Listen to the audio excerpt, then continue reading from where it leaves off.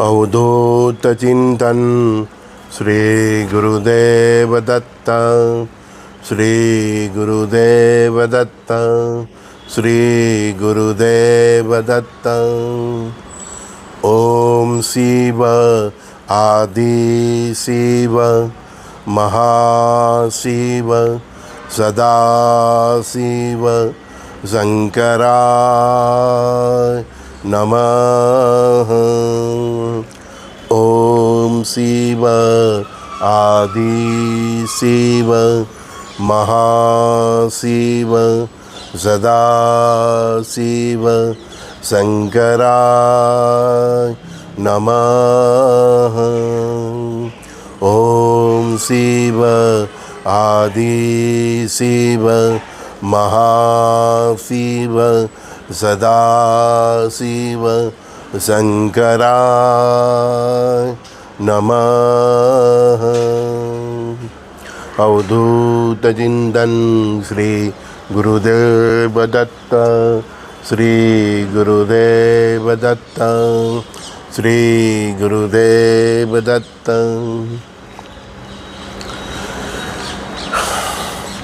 श्राद्ध पक्ष के अंतिम पड़ाव में है। आज 14 का श्राद्ध है, सर्व पितृ का श्राद्ध संडे को, मतलब कल है। जिनको भी अपने पूर्वज का कुछ मालूम नहीं तिथि ये सब, वो सब अपने पितरों का श्राद्ध संडे को कर सकते हैं। आज भी कर सकते हैं, कल भी कर सकते हैं। दूसरी बात,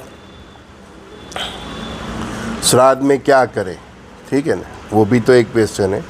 बस जो अपने रीति रिवाज के अनुसार हमारे पितृ को जो श्राद्ध डालते, कौवे को डालते, कुत्ते को डालते, वो डाल लेने का। फिर कोई गौशाला जाने का, उधर दान करने का। बच्चों की स्कूल हो, उधर दान करने का। अंधजनों की हो, फिर बोलते हो न कि वृद्धाश्रम हो, जहाँ भी पैसों की नीड्स है और उसका सही उपयोग होता है, उधर जाके आप अपने पितरों के नाम से दान कर सकते हैं। सबसे बेस्ट वही है, ठीक है।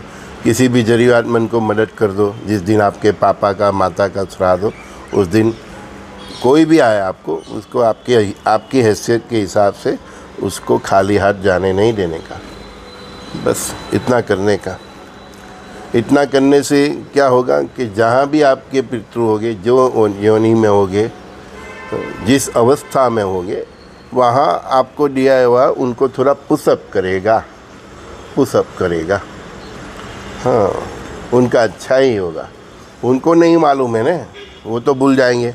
हम भी ये जन्म छोड़ देंगे, दूसरे जन्म लेंगे, तो हम तो अगले जन्म का भूल जाएंगे। तो वो तो उनको नहीं मालूम रहेगा, लेकिन उनको भी हम सडनली कुछ ना कुछ मिलता रहेगा, एडवांटेज का उनको एहसास होता रहेगा, ठीक है ना। तो वो करना चाहिए। जो हमारी संस्कृति में है उसको हमेशा फॉलो करो, क्योंकि अभी ये कलयुग है और इसका प्रभाव इतना है कि आपको इसका मतलब रहस्य मालूम नहीं है कि भाई श्राद्ध क्यों करना चाहिए, ठीक है ना। लेकिन जो हमारी संस्कृति ने, हमारे ऋषि मुनियों ने जो हमारे पंचांग में इसको समावेश किया है, तो कुछ समझ के ही किया है ना, है? तो हमारी संस्कृति पे और हमारे संस्कार पे, हमारे सनातन धर्म पे शक मत कीजिए। श्राद्ध कीजिए, प्रेम से कीजिए, है ना। हाँ, उनके निमित्त से उनको याद करके टेरेस पे जाके कौवे को डालिए, कुत्ते को डालिए। वो खाए ना खाए वो छोड़ दीजिए, आपका कर्म है करने का। फिर उससे श्रेष्ठ मैंने बोला, किसी गौशाला में जाके दान कीजिए, घास का दान कीजिए, फन दान कीजिए, जितना 100 रुपया 50 रुपया जितना हो सके। आज जिस दिन आपके घर में श्राद्ध हो, उस दिन आप घर से बाहर निकले, कोई भी आदमी आपके पास आए, कुछ भी मांगे, कोई रोटी मांगे, कोई पैसा मांगे, खाली हाथ मत भेजो। अपनी शक्ति हिसाब से उसको देने का। वो आप दान करें, उसका नियति भी निर्माण करती है। तो किसी न किसी को भेजेगा, तो उसको आप खाली हाथ मत भेजना, ठीक है। और जो मैंने बताया, जिसको पैसे की ज़रूरत है, ऐसी संस्थाएं अच्छी तरह से काम करती है। अंधजनों की, अंध बालक होते हैं ना, उनकी साराख होती है, वो बेरे मूंगे ये सब ऐसे कई होती है जहाँ बहुत फ़न की ज़रूरत होती है। हमारे आधुनिक ये ज़माने की देन जो वृद्धाश्रम है तो उनको भी बहुत ज़रूरत होती है ना। हाँ, वो उसके पेरेंट्स मर जाएंगे फिर इसका साथ करेंगे और जीते जी नहीं रखेंगे। यही तो भैया कलयुग है। तो कलयुग के अंदर भी ये श्राद्ध का और ये जो भी हमारे ऋषि मुनियों ने जो भी मतलब ये सिस्टम में डाला है, हमारे पंचांग में डाला है ना, तो उसका कुछ ना कुछ मतलब होता ही है। तो आप अपने ऋषि मुनि, अपने परंपरा, अपने संतों अवधूतों पे श्रद्धा रख के वो कर्म कीजिए, है ना। हाँ, आपका काम कर्म करना है, फल देने का काम परमात्मा का है, ठीक है ना। आप होटल जाएंगे, ये जाएंगे, इधर उधर घूमने जाएंगे तो 5-10 हज़ार का खर्चा आप नहीं करेंगे। तो अपने पिता, अपने दादा, नानी, नाना, उसके स्मरण में आप कुछ भी करोगे तो वो गलत नहीं जाएगा, क्योंकि आप जो भी करेंगे किसी न किसी की हेल्प ही होगी और वो तो पुण्य का ही काम है, अच्छा ही काम है। बस इतना श्रद्धा रख के अपन कीजिए। तो श्राद्ध करे ना करे ये सब मतलब शंका कुशंका से पर उठिए। हमारी संस्कृति में जो लिखा है वो करते ही रहने का। हमको हमारा जो कैलेंडर है, हमारा सनातन धर्म का कैलेंडर है चैत्र सूर्यकम, ठीक है ना, गुड़ी पड़वा बोलते हैं ना, तो वो हमारा रियल में कैलेंडर है। ये जो इंग्लिश तारीखों वाला कैलेंडर है ना, ये तो समाज की जो व्यवस्था है, आर्थिक व्यवस्था है, उसको उतना मतलब वहाँ तक ही उसको मर्यादित रखो अपने जीवन में, ठीक है ना। बाकी फॉलो करना है तो अपना जो पंचांग है, अपना जो नया साल सनातन धर्म का शुरू होता है वो चैत्र सूर्यकम गुड़ी पड़वा के दिन शुरू होता है, तो उसको फॉलो कीजिए, ठीक है ना। श्री गुरुदेव दत्त। देखा जाए तो इस ग्रहण की इफेक्ट जो संडे को है, रात को 11 बजे से 21 तारीख को रात को 11 बजे से 22 तारीख को सुबह 3:30 बजे तक है, ठीक है ना। हाँ, तो उसमें आप जो भी हो सके खाना पीना छोड़ के जितना भी नाम स्मरण कर सके अपने इष्ट देव का, गुरुदेव का, जो भी कर सके वो कर लीजिए। मल्टीप्लाई बाय 100 ही आता है। एक बार भी आपने श्री गुरुदेव दत्त बोला उस दौरान तो वो 100 टाइम्स गिना जाता है। और सूर्य का ग्रहण है तो सूर्य को कष्ट होता है, ठीक है ना। तो आदित्य हृदय स्तोत्र का पाठ भी आप कर सकते हैं ड्यूरिंग दैट पीरियड। जिनका जन्म से कुंडली में सूर्य मतलब खराब है, सूर्य के साथ केतु है, सूर्य के साथ राहु है, सूर्य के साथ शनि है, ऐसा जो भी पंडित लोग बताते हैं ना, तो वो सभी इंसान इस सूर्य ग्रहण के दरमियान आदित्य हृदय स्तोत्र का पाठ भी कर सकते हैं। ओम धुनि सूर्य आदित्याय नमः, ओम धुनि सूर्य आदित्याय नमः, या तो केवल सूर्य देवाय नमः, ये मंत्र का भी जाप कर सकते हैं। और गुरु ने आपको दीक्षित किया है और गुरु मंत्र है तो उसका जाप कीजिए, ठीक है ना। 100 नाम से बहुत है, काली के है, दुर्गा के है, वो नाम भी आप सुन सकते हैं। हाँ, दुर्गा कवच सुन सकते हैं। तो बहुत कुछ है। गणपति अष्टोत्तर स्तोत्र भी पढ़ सकते हैं, हनुमान चालीसा भी पढ़ सकते हैं, दत्त बावनी भी पढ़ सकते हैं।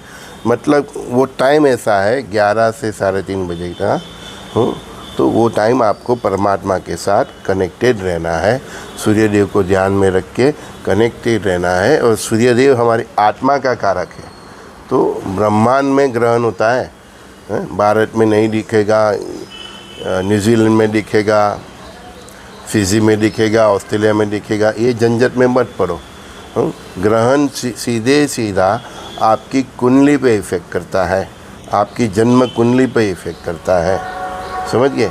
देखो ये गणपति महाराज भी साक्षी पुराने आ गए, ठीक है। तो ग्रहण सीधा आपकी कुंडली पे इफेक्ट करता है। और ये सूर्य ग्रहण है तो आपकी कुंडली पे सीधा आपकी आत्मा, सूर्य मतलब आत्मा का कारक है, तो आपकी सीधी आत्मा पे इफेक्ट करेगा, आपकी आत्मा को झंझोर देगा। तो कन्या राशि में है, समझ गए ना। तो सूर्यदेव आत्मा के कारक है, राजाओं के कारक है। तो इस पृथ्वी के जितने भी राजा है वो सब डिस्टर्ब हो गए, उनके उनके जो कर्म है उसके हिसाब से सबको मतलब इफेक्ट आएंगे। राजाओं के अहंकार बनेंगे और अहंकार बनने से राजाओं में टकरार बनेगी। मतलब ये जो अभी वर्ल्ड वॉर का जो सिनारिया है, हम्म, तो उसमें जो उसके मुख्य किरदार है तो सटक जाएगी उनकी, समझ गए ना। हाँ, ऐसे ऐसे डिसीजन लेके। और सूर्यदेव सीधा हमारे हार्ट से रिलेटेड है, तो सडनली हार्ट के रिलेटेड इश्यू हम अपने इर्द गिर्द कई दोस्तों में भी देखेंगे। हाँ, मिथुन राशि वाले बी केयरफुल। अगर उनको, जिसको ब्लड प्रेशर की बीमारी है, हार्ट की बीमारी है, जो भी, केवल मिथुन राशि वाले, तो वो लोग थोड़ा केयर रखिएगा। अपनी रेगुलर दवा लेते हैं तो उसमें सावधान रहिए, केयर रखिए, ठीक है। दूसरी बात, कन्या राशि में है, ठीक है। तो कन्या राशि मतलब पृथ्वी तत्व, कन्या राशि का मतलब ही पृथ्वी तत्व होता है। तो इस ग्रहण का सबसे ज़्यादा इफेक्ट पृथ्वी पे होना है। तो इस ग्रहण का आउटपुट जो होगा उसका सबसे ज़्यादा प्रेशर पृथ्वी पे आने वाला है। ग्रहण का जो फ्रिक्शन होता है ना, तो उसका जो आउटपुट निकलेगा उसका सबसे ज़्यादा फ्रिक्शन, उसका जो आउटपुट होगा वो टच करेगा तो पृथ्वी माता को करेगा। तो पृथ्वी में बड़ा कंपन होगा, किसी जगह हम बड़ा भूकंप दे सकते हैं। और अगर वो भूकंप समुद्र के भीतर आया तो फिर उसकी वजह से सुनामी भी आ सकती है, ठीक है ना। तो इस ग्रहण का आउटपुट सबसे ज़्यादा पृथ्वी तत्व पे होगा। तो अभी पृथ्वी तत्व पे माउंटेन मतलब पहाड़ी विस्तार भी बहुत मतलब डिस्टर्ब है, तो वो और गरजेंगे पहाड़ी विस्तार, और मतलब न्यूज़ में आएंगे, ठीक है ना। पृथ्वी तत्व में, पृथ्वी के भीतर ही जल तत्व है, तो वो जल तत्व भी डिस्टर्ब होगा। पृथ्वी के भीतर ही ज्वालामुखी है, तो भीतर रहे ज्वालामुखी भी, जो सुसुप्त ज्वालामुखी है वो भी एक्टिव हो सकते हैं, है ना। हाँ। इंसानों में क्रोध बढ़ेगा, आवेश बढ़ेगा। तो इसके कारण हम कई जगह देख सकते हैं कि रैलियाँ निकलेगी तो हिंसक हो जाएगी। अभी देखो यूरोप में वो सब जगह बहुत रैलियाँ निकल रही है, जन आक्रोश सब। तो वो आक्रोश एक्शन में ना आ जाए तो उसकी गवर्नमेंट को मतलब तगेदारी रखनी पड़ेगी, ठीक है। इसकी इफेक्ट से ऐसा भी हो सकता है कि रसिया, इधर रसिया और उधर इजराइल आर पार के मुड़ में आ जाए, क्योंकि एग्रेशन का कारक है, हाँ, आपके हृदय का कारक है और पृथ्वी तत्व का कारक है। ये तीनों कारक पे ही ग्रहण लगने जा रहे हैं, ठीक है ना। तो बीमारियां भी आ सकती है, तो बी केयरफुल। रसिया और इजराइल, मैंने बोला, ज़्यादा एग्रेसिव भी हो सकता है, मतलब खूंखार लड़ाई कर सकते हैं, ठीक है। कहीं कहीं पे हम देखेंगे कि गवर्नमेंट भी हिल जाए, मतलब सरकार का पतन हो सकता है। तो ग्रहण का आउटपुट और उसकी फ्रीक्वेंसी कहाँ गिरती है, जहाँ जहाँ गिरेगी वहाँ बवाल होगी, ये कंफर्म है। दूसरी बात, हम वो स्टेज पे आ गए हैं जहाँ से आगे केवल एक विनाश ही है। हम वो स्टेज पे आ गए हैं जहाँ से आगे केवल विनाश ही विनाश है। कई दोस्त कमेंट करते हैं ना कि सर परमात्मा की कृपा हो जाए, ईश्वर की कृपा हो जाए और ये क़यामत के दिन टल जाए। तो ये उसकी क़यामत के दिन की हम बॉर्डर पे आ गए। अगर टलना है तो इधर से ही टलेगा, नहीं कि आगे अभी चलता रहा 6 महीना और 2026 भी आ गया तो फिर इसको कोई नहीं टाल सकता। तो जो एक इंसान उम्मीद रखता है कि वर्ल्ड वॉर ना हो, प्रलय ना हो, तो उसकी जो समय रेखा है उसकी ये लास्ट लिमिट है। और ये फेज क्रॉस करके भी आगे वॉर चलती ही रही। दिसंबर भी क्रॉस कर दिया, नवंबर भी क्रॉस कर लिया, 2026 को भी दस्तक दे दी है। मैंने क्या बोला है, ये दिवाली निकल गई ठीक है, अगली दिवाली निकाल दी तो आप बहुत लकी हैं। फिर 2026 के बाद मतलब 2027 तो हर दिन दिवाली है। तो मैंने यही जो टाइम लिमिट हमने क्रॉस कर दी, तो फिर महाप्रलय हम सब देखने जा रहे हैं। होना है, फिक्स है। फिर भी बोलते हैं ना कि एक इंसान होता है तो वो उम्मीद रखता है कि परमात्मा की कृपा हो जाए और कुछ ना हो जाए। तो वो कुछ ना हो, उस उसकी जो हमारा मतलब जो एक्सेप्टेशन है, तो वो एक्सेप्टेशन का ये लास्ट फेज चल रहा है।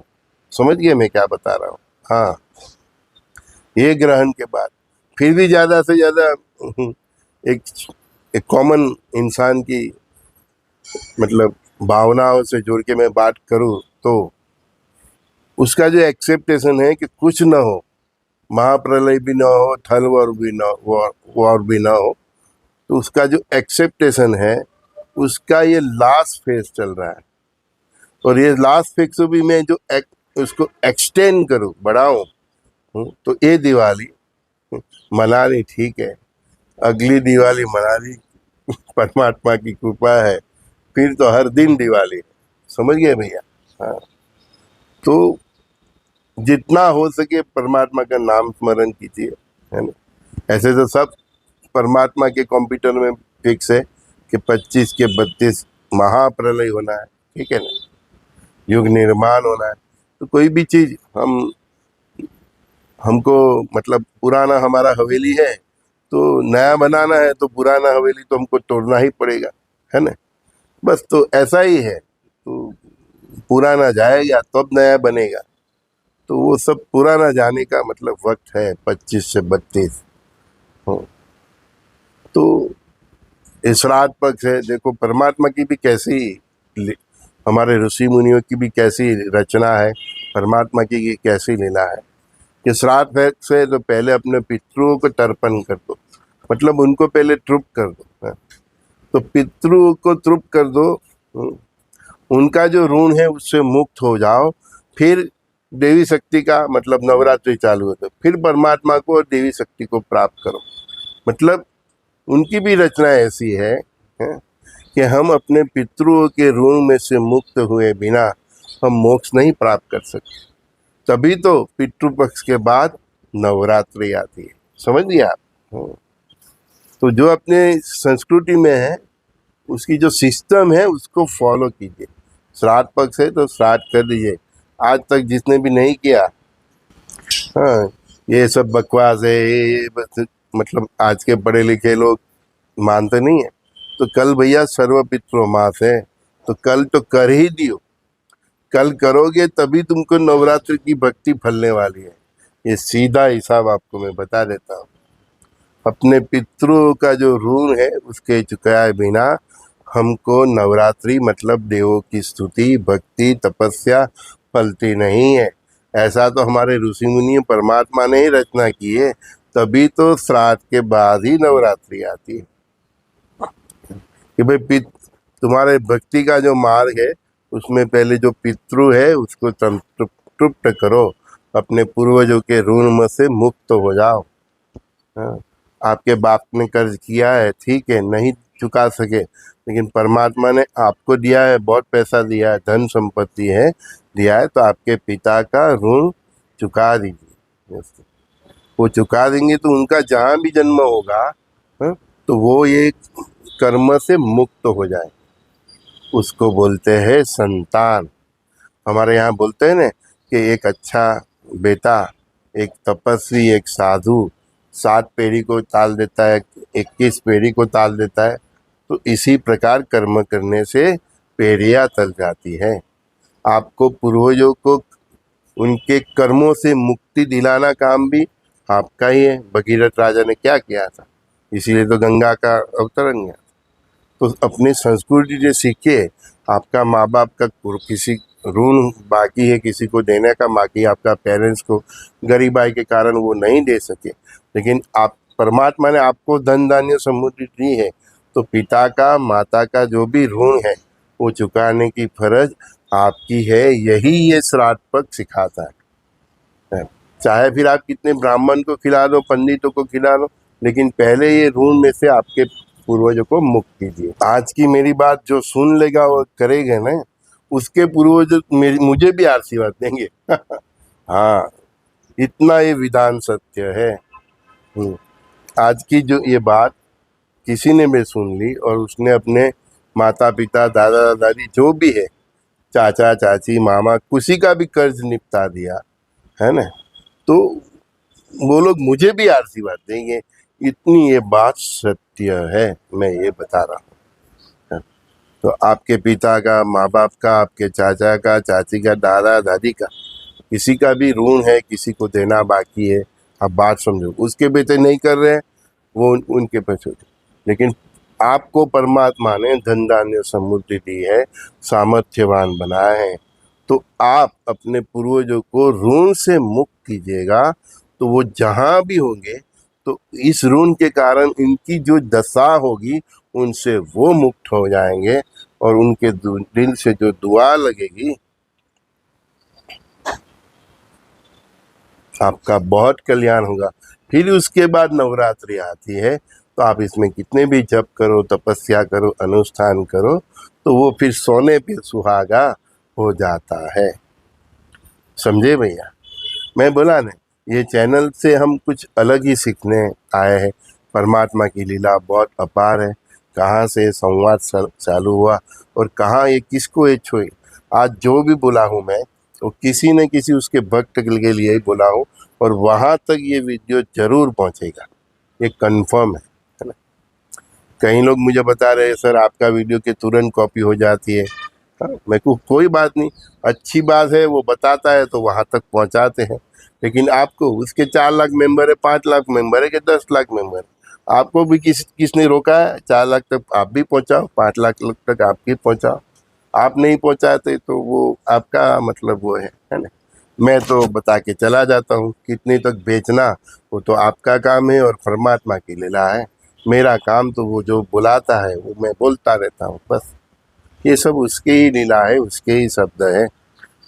और आज भी जो बोला हूँ इसमें उससे किस किस का कल्याण होने वाला है तो वही जाता है, मुझे नहीं मालूम रहता। लेकिन इतना बात जरूर है कि जो मैंने आज बोला है अपने पितरों के बारे में, ठीक है ना, वो वहाँ तक तो ज़रूर पहुँचा जाएगा जहाँ तक उसकी इच्छा है। और आप उसके निमित्त बनना चाहते हो तो बनिए, नहीं तो फिर वो तो परमात्मा वहाँ तक तो संदेश किसी न किसी रूप से पहुँचा ही देंगे। कई लोग करते हैं ना, हाँ, उनके माँ बाप, उसके दादा दादी कर्जा कर जाते हैं, किसी का बूच मार लेते हैं, है ना। फिर वो आते हैं, भाई आपके पिता से हमको इतना पैसा लेना है, आपके हाँ, तो आप क्या बोलते हैं? वो तो हमारे पिता चले गए, बात गई, गुजर गए। नहीं, आपको आपके पिता को ऋण में से मुक्त करना काम, आपके दादा दादी को, नाना नानी को ऋण में से मुक्त करने का काम आपका ही है। अगर परमात्मा ने आपको धन धान्य समृद्धि दी है, नहीं दिया है तो कुछ बात नहीं, तो आप क्या कर सकते हैं। लेकिन अगर आपको दिया है तो आपके पिता, आपके माता का जो कुछ भी मतलब ऋण है, और वो अपने जीते जी नहीं चुका गए, अपनी स्वार्थ वृत्ति के लिए कि कुछ भी मनोवृत्ति से हो उनके पास था फिर भी नहीं चुका के गए, तो वो जो चुका है उसको ही संतान बोलते हैं। उसमें संतान की भी गति अच्छी होती है और आपके पूर्वजों की भी गति होती है। वो जहाँ भी होते हैं तो इस कर्म का जो इनके जीवन पे प्रभाव होता है उनमें से वो मुक्त हो जाता है। तो इसीलिए बोलते हैं किसके यहाँ तपस्वी होता है, साधु होता है, साधु बनता है ना कोई लड़का किसी का तो बोलते हैं ना 60 पेड़ी ताल देते हैं। तो इसी प्रकार उसके पुण्य बल से, उसके अच्छे कर्मों से आगे की पेड़ी भी तर जाती है। ऐसा तो आपके पेरेंट्स का ऋण है, वो भी देख लीजिए। ये पितृ मास का मतलब ही यही है कि आपको याद करना है कि आपका पापा का या आपका मम्मी का कुछ तो कर्ज नहीं है ना, तो है तो चुका दो। वो चुकाने में समर्थ है फिर भी मतलब स्वार्थ वृत्ति के कारण भी नहीं चुका है तो आप चुका दो। जब आपको परमात्मा ने दिया है, आपको नहीं दिया, आपको बेटे के दिया है तो उसको भी चुकाना चाहिए। चुकाएंगे तो वो पूर्वज भी मुक्त होंगे और आप भी, वो कर्म की जो एक सिलसिला चलता रहता है ना। कई बार हमारे पास लोग आते हैं तो एक सांप होता है, वो पीढ़ी दर पीढ़ी चलता ही रहता है तो को क्यों चलता रहता है? ऐसा ही कोई कर्म होता है जिससे वो सांप चलता ही रहता है। तो वो ऐसे कर्मों में से मुक्त हो जाए तो वो सांप फिर निग्लेक्ट हो जाता है, शांत हो जाता है। तो प्रातःकाल में सत्संग में ये 7 पक्ष और नवरात्रि का और सूर्य ग्रहण के बारे में जो भी परमात्मा की जो इच्छा थी वो उन्होंने आपके साथ शेयर की है। आप चाहे इतने लोगों के साथ शेयर कीजिए, परमात्मा ने काम कर लिया है, मैंने अपना काम कर लिया है। आप चाहो तो आप भी आपके हजारों लाखों दोस्तों तक ये परमात्मा की परम वाणी को शेयर कीजिए। न कीजिए वो आपकी इच्छा है, लेकिन परमात्मा तो उसका काम करके ही रहेंगे। श्री गुरुदेव दत्त। संजय दृष्टि का सभी माताओं बहनों भाइयों को प्रणाम। गुरुदेव दत्त।